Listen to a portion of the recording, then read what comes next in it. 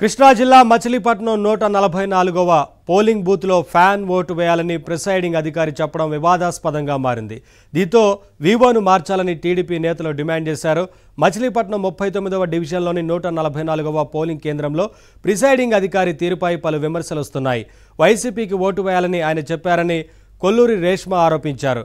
గుండె సమస్యతో బాధపడుతున్న తన అత్తను ఓటు వేసేందుకు తీసుకురావడంతో పీఓ ఈ విధంగా 1కి 3 సార్లు చెప్పినట్లు ఆమె తెలిపారు.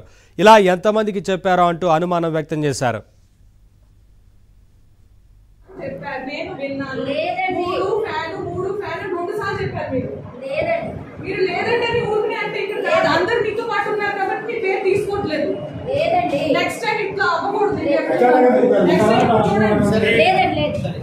మీ పేరేంటి మేడం గారు? మీ పేరేంటి?